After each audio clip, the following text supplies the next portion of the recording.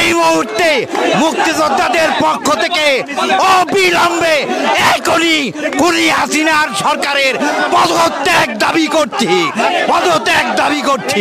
বিগত এই কদিনে অনেক তামাশা করেছেন। আমরা বলেছিলাম আগে আমরা জান দিব, কিন্তু তারা নিজেরাই জান দিল। এখন আমরা সামনের দিনে তাদের জানি আর জান না দিতে হয়, আমরা জান দিতে প্রস্তুত তাদের সাথে। যারা ভুয়া মুক্তিযোদ্ধা ৭১ মুক্তিযোদ্ধা করে নাই, তারা আজকে আওয়ামী লীগের পক্ষে, হাসিনার পক্ষে। সুতরাং সারা দেশের বাংলাদেশের মুক্তিযোদ্ধারা যারা দেশ স্বাধীন করেছে, তারা আজকে জনতা ছাত্রদের পক্ষে। এই কথা আমরা বলতে পারি আপনাদেরকে, আমরা হাত দিয়ে গল করে হাত দিয়া। যে পর্যন্ত ছাত্রদের এই দাবি, আমাদের জনগণের ভোটারদের দাবি মানে না হইবে, সে পর্যন্ত হাসিনার পতনের পর্যন্ত আমরা শেষ পুজো দিয়ে আবার রক্ত দিয়ে আমরা মাঠে থাকবো ইনশাআল্লাহ। আমরা মুক্তিযোদ্ধারা কোনো কোটা চাই না, তবু আপনারা এই কোমলমতি শিশুদের বুকে গুলি করিয়েন না। ৭১ থেকে এই পর্যন্ত আমাদের যুদ্ধ থেমে নাই। আজকে বুকটা ভরে যায়, কিন্তু আমাদের কান্দাও আছে, গন্ধনও আসে। এত অল্প বয়সী প্রাণের ধ্বংস হলো। এই একটা হত্যারও আমরা অন্যথায় যেতে দেব না। আমরা ৭১-এ যেই যুদ্ধ শেষ করতে পারি নাই, আমরা এই আমাদের কোমলমতি ছাত্রছাত্রীদের, শিক্ষার্থীদের মাধ্যমে সেটা আমরা ইনশাআল্লাহ পূরণ করব। আমরা এই মুহূর্তে ঘোষণা করছি, সারা দেশে যে সমস্ত মুক্তিযোদ্ধারা ৭১-এর রণাঙ্গনের মুক্তিযোদ্ধারা এখনো বেঁচে আছে, তাদেরকে করজোরে অনুরোধ করব, আপনারা এই কোমলমতি ছাত্রদের পাশে এসে দাঁড়ান। আমরা দাঁড়িয়েছি, ওদের পথ প্রদর্শকের ভূমিকায় আপনারা দাঁড়ান। আমরা দাঁড়িয়েছি, আমাদের পাশে এসে দাঁড়ান। আমরা এই খুনি হাসিনার পতন চাই।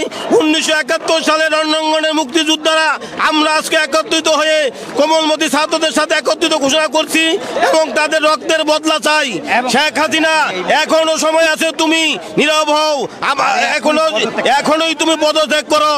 আর তুমি এই দেশের রক্ত ঝরাবে না, তোমার রক্তের বন্যা আমাদের আর বুকে লাগেও না। এই সরকার নানা রকম নাটক করে আজকে কোথায় নিয়ে গেছে, যে গত ২ সপ্তাহে তারা কয়েকশো শিশু সন্তানকে, আমাদের বাচ্চাদেরকে তারা বুকের মধ্যে গুলি করে হত্যা করেছে আমাদের টাকার গুলি দিয়ে। আমরা প্রতিবাদ জানাচ্ছি।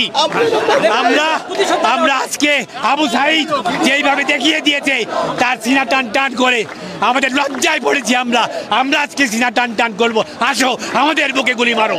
মুক্তিযোদ্ধাদের পক্ষ থেকে আজকে আমরা বৈষম্য বিরোধী এই ছাত্র আন্দোলনে শরীক হওয়ার জন্য, একাত্মতা ঘোষণা করার জন্য আজকে আমরা এখানে দাঁড়িয়েছি।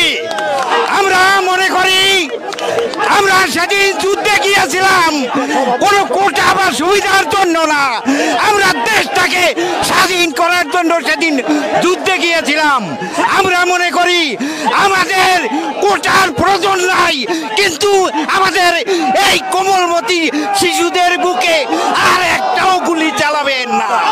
এই আন্দোলনের যারা নেতৃত্ব দিচ্ছে, তাদের ইচ্ছা মতন যতক্ষণ পর্যন্ত সবকিছু না চলবে, ততক্ষণ পর্যন্ত আমরা রাজপথে থাকবো। আমাদের সন্তানরা জীবন দিতে শিখেছে, আর আমাদের কোনো চিন্তা নাই, আমরা আছি তাদের সাথে। এই দেশের ছাত্র ছাত্রীদেরকে তুমি আর একটা গুলি চালাবে না। আমরা অনেক সহ্য করেছি, এখন ধৈর্যের বাঁধ ভেঙে গেছে। আমরা সবাই মুক্তিযোদ্ধারা একত্রিত হয়ে আজকে এই শহীদ মিনারের সামনে এসে ছাত্র জনতার সামনে সম্মুখীন হয়েছি।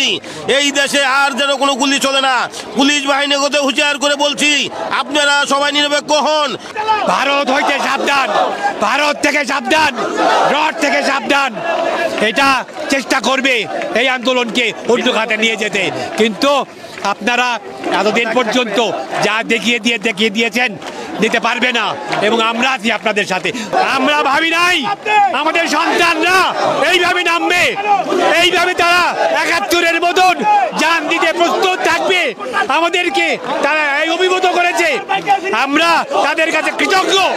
মুক্তিযোদ্ধা হিসেবে আমরা তাদের সাথে একাত্ম ঘোষণা করি।